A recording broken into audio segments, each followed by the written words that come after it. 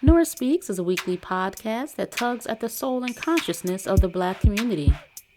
With show topics such as youth empowerment, education, women's impact, and civic engagement, Nora Speaks challenges the listener to not only join the movement, but be the movement. On the show, you'll learn from insightful guests who have demonstrated capacity in these fields and more, and I'm your host, Nora Muhammad. Welcome to the show.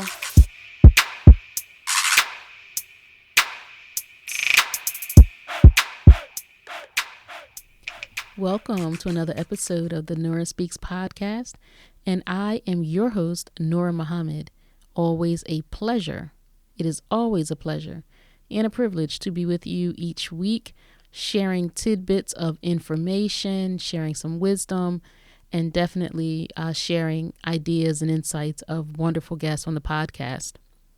I am back this week in another solo episode. And I read something over the week that got my attention, and it got my mind spinning, and I wanted to have a discussion on the podcast about it. So what I read was an article written by a sports writer. I believe she's a sports writer, and she was talking about an incident that happened recently during a Zoom conference, and I believe they were honoring fencers. It may have been the 2018 Olympic team. And so there was this celebration held via Zoom, obviously because of the states and the country shut down and lockdowns, and we're not able to have the usual gathering to have these kinds of celebrations. So they were doing it using the Zoom platform. And as it's happened so much now, since we are using this kind of technology to meet each other, there was someone that came in and did what is now termed as Zoom bombing, whereas someone came in and in the chat continued to make racist comments, type racist comments and remarks. And I'm not sure how long the event lasted, but it was my understanding that it just went on and on for well over an hour with this person making these awful statements about a black fencer, and there's another black official. I don't know if he was a coach or what his role was, but there was these racist comments that were being made, and it just seemed like everyone was paralyzed. Nobody could do anything about it. And so this writer wrote about it in the newspaper that she writes for. And she said, and I will read you what she said, and I quote, "That anyone feels emboldened or entitled enough to utter those slurs is reprehensible, though sadly unsurprising.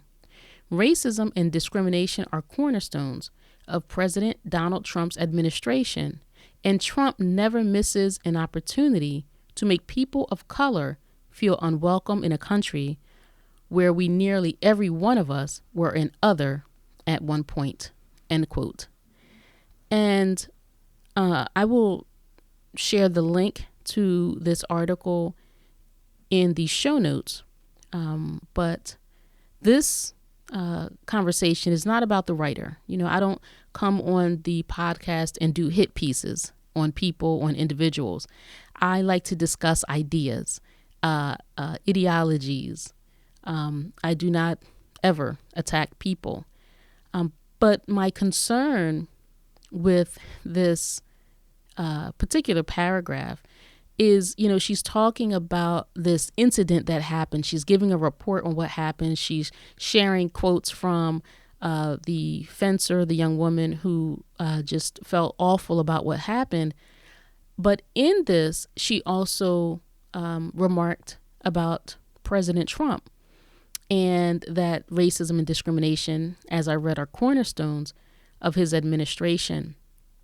And so what I want to share with you, the listening audience, is for us to be very careful when writers, politicians, anyone in the media, news reporters, news anchors, when they try to suggest that the racism that we're witnessing is because of Donald Trump. It appears to me that many people are trying to use Donald Trump as a scapegoat of American racism. And Donald Trump is not the scapegoat. Racism did not start with Donald Trump. Now, this is also not an article, or excuse me, an episode about Nora defending Donald Trump. Donald Trump can defend himself. I speak on behalf of my people. And so that's what this conversation is. We have to be very careful when people suggest in any way that Donald Trump is responsible for the racism that we're witnessing. Donald Trump did not beget American racism. We can go back in time when this land was brutally taken from the inhabitants of this continent. Donald Trump wasn't there then, nor was Donald Trump present when our forefathers and foremothers were robbed from their own homeland, from their families, from their communities, and brought to America, to North America, into the Caribbean islands and other places, Brazil. Donald Trump wasn't responsible for the institution of American slavery either. So I want you, and share this with others who you have these kinds of conversations with, to be cautious, to be on guard, to listen, to tune your ears to language that somehow abdicates America, except for this president and possibly other conservative politicians or those who think like him or serve in his administration.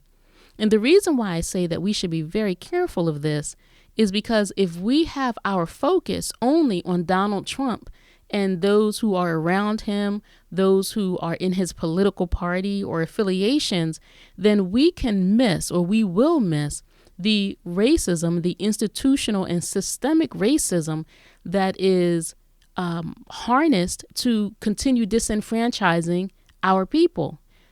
So, for example, racism is in the housing market, and it has always been in the housing market.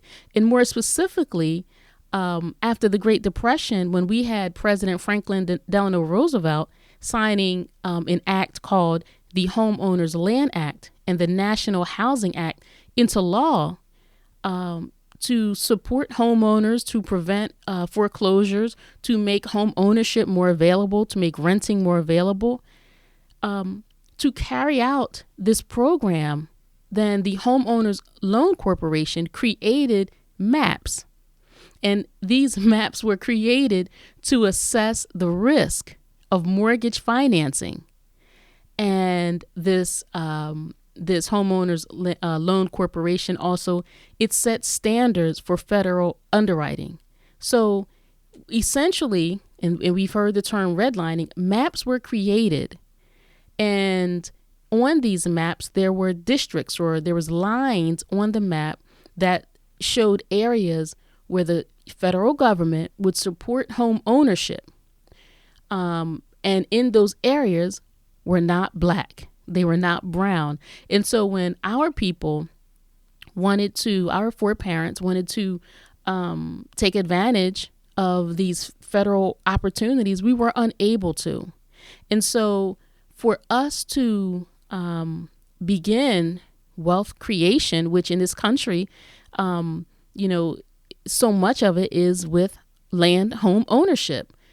We were disenfranchised then in this program, and we continue to be disenfranchised now. Now we're talking about the 30s, right? 1933, 1934. But even now, when black people are applying for loans, then if we have everything the same on an application except for our race from another white applicant, then you and I are more likely than not not going to, or more not likely, to obtain the loan or to obtain the same opportunities. So there was a study by the federal government to observe how often Black people and Hispanics and Asians and white people were shown properties when they were interested in either rental properties, looking to rent, or home ownership. And so Black people were shown less houses. So if there were 12 houses that a white family was shown, the Black family was shown 3 or 4. So Donald Trump did not begin racism in America. He is a symptom or a symbol of racism in America. And just going more into why it's so important that we tune our ears is because we should be careful that who and what Donald Trump is, the character, the character that this man is, whether his language is racist, whether his policies are racist. Let's be aware that there are people in both parties. There are people in both parties, whether we're talking about Democrats or Republicans, that are and can be racist. And so it's not just because it's Donald Trump. It's not just because it's a political affiliation. When I just talked about what's happening in housing, I'm talking about a system, right? And so we have congressmen and women and senators who are responsible for laws that legislate these systems, right? So it's not just Donald Trump. It is not isolated to just him. And I don't want us to focus so much on one individual and we miss the broader system of racism in America.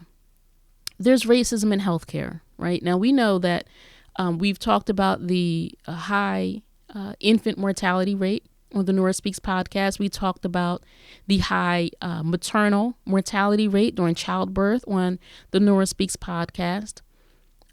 Even now during this COVID-19 pandemic, we've talked about the way Black people are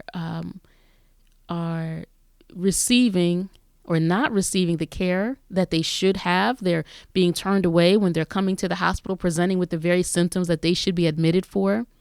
So we know that there is bias and racism in the healthcare system. We know that there's racism and bias built into the educational system.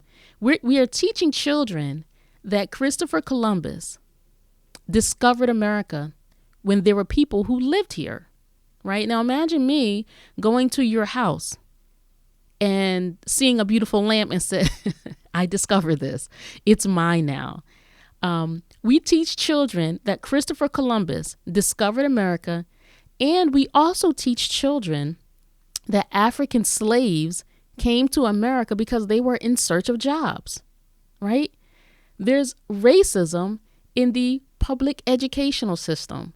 There's racism in policing and criminal justice. We have more Black people who are wrongly convicted of heinous crimes of assault, of drugs, of sexual assaults, who are convicted but innocent more often than any other group of people, right? We have the police shootings of Black men who have been unarmed. We've talked about that on the podcast. We have now the opioid epidemic. I recall when there was a war on drugs where addicts were thought of as criminals, and our jails and our prisons became full of people who had a substance use disorder. But now that the face of addiction has become lighter and lighter, paler and paler, now then we are approaching addiction as if it's a health care or a health issue. And so we're offering treatments and we're looking to help people beat addiction. And we're looking at the prescribing of opioids. because we want to save these people who are addicted. We have the drugs that first responders are given to help bring somebody out of an overdose, right? Well, our people were overdosing, our people were addicted, and this country filled the prisons with them. So there's systemic and institutional racism in how our people are policed, how this country is policed, and the incarceration, and certainly in the criminal court system. Donald Trump did not start any of this. We can't sit and allow people to scapegoat Donald Trump as the one responsible for racism. As I said, Donald Trump is a symbol of it. Could be considered a symptom of it, but we have to keep our eye on the ball and continue seeking justice, seeking equality, and seeking freedom for ourselves the same way we see others able to enjoy the freedoms that this country promises everybody. Everybody who inhabits this country, everybody who's a citizen, is supposed to have some sort of rights, some justice, right? And we want that same thing. And if we let people pull our focus from the issue of justice, right, the issue of fairness, if we let someone take our eyes off of that goal and focus our eyes and our ears and our minds on Donald Trump, well, then we are now operating in a very, very narrow space. And systemic racism is very, very broad. So I just wanted to hop on the microphone and be a reminder to you. I wanted to sound an alarm, because I've seen this so much over the last maybe year and a half. And, whenever I think about Donald Trump and whether or not he is or isn't racist is really of very little concern of mine. But the institutions that are established by those who are ruling this country, who are setting legislation that trickles down and impacts us and our families, we have to make sure that we are focused on that. Not an individual, but on the systems. And in these systems, we have both Democrats, Republicans, independents, and anybody else that's in there who is responsible for ensuring all of the citizens of this country receive freedom, justice, and equality. So I want to just leave it there. And I will definitely include some links in the show notes of some of the information that I referenced with housing, with the redlining, with biases in healthcare, so that you can go and read it for yourself. I do my best to bring, factual information. I never just want to just give you my opinion. I never want to just speculate. I want to be responsible to you. So I will include in the show notes the links to some of the ideas that I shared. And I also include the link to the article. And remember, the article, the author of the article, the writer, is not the focus of this conversation. But what she wrote, I've been seeing that thread or that trend more and more of liberal media attacking racism as if with Donald Trump at the root of it. And we know that Donald Trump is not at the root of racism in this country. And so, and I'm not saying that she's trying to distract us. She's intentionally trying to distract us, fool us, or get one over on us. I just don't want us to be fooled. I don't want us to be distracted, and I don't want anyone getting one over on us. Stay focused on freedom, justice, and equality. Let's understand that racism is a system. Now, certainly there are people who act racist, right? Was it last year or the year before? We were talking about Living While Black. The sister that was studying in the dorms had the police called on her. The family that was trying to have a barbecue in the park, not breaking any laws, had the police called on them. The family that was staying at a Airbnb because they didn't wave and didn't act friendly to make others comfortable, had the police called on them, right? Now, these are incidents, but this is also built into a system that allows it, right? So there is a system that we have to pull the skirt up and see what's there and see who's behind it. Because if we let them scapegoat Donald Trump, then we're missing the big picture and we're missing our opportunities. So I want to leave it there. I want to thank you so much for listening. And as always, stay in peace. Thank you for listening to another episode of the Nora Speaks podcast. Be on the lookout for a new episode coming at you fresh next week. And as always, if you want to learn more about me and the work that I do, visit my website, norahmuhammad.com. Or if you have a listener question, email me at info@norahspeaks.com. You can also follow the Nora Speaks podcast on Facebook, Instagram, and Twitter at Nora Speaks Podcast. I'll be sure to include links in the show notes. If this show has value to you, please subscribe, rate, and review, and share it with family and friends. And be sure to check out previous episodes. And remember, don't just join the movement, be the movement. Stay in peace.